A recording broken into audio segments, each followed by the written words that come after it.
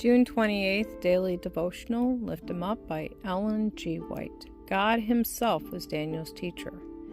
Them that honor me, I will honor. 1 Samuel chapter 2, verse 30. In acquiring the wisdom of the Babylonians, Daniel and his companions were far from successful than their fellow students. But their learning did not come by chance. They obtained their knowledge by the faithful use of their powers, under the guidance of the Holy Spirit. They placed themselves in connection with the source of all wisdom, making the knowledge of God the foundation of their education. In faith they prayed for wisdom, and they lived their prayers. They placed themselves where God could bless them. They avoided that which would weaken their powers and improved every opportunity to become intelligent in all lines of learning. They followed the rules of life that could not fail to give them strength of intellect. They sought to acquire knowledge for one purpose, that they might honor God.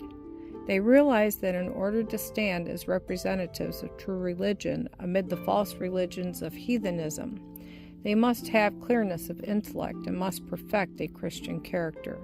And God Himself was their teacher, constantly praying, conscientiously studying, keeping in touch with the unseen. They walked with God as did Enoch. True success in any line of work is not the result of chance or accident or destiny. It is the outworking of God's providences, the reward of faith and discretion, of virtue and perseverance. Fine mental qualities and a high moral tone are not the result of accident. God gives opportunities. Success depends upon the use made of them. While God was working in Daniel and his companions to will and to do of His good pleasure, Philippians chapter 2, verse 13, they were working out their own salvation. Herein is revealed the outworking of the divine principle of cooperation, without which no true success can be attained. Human effort avails nothing without divine power, and without human endeavor. Divine effort is with many of no avail. To make God's grace our own, we must act our part. His grace is given to work in us to will and to do, but never as a substitute for our effort.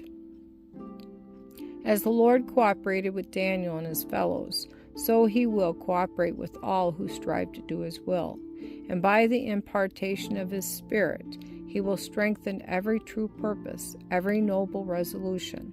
Those who walk in the path of obedience will encounter many hindrances. Strong, subtle influences may bind them to the world, but the Lord is able to render futile every agency that works for the defeat of His chosen ones. In His strength they may overcome every temptation, conquer every difficulty.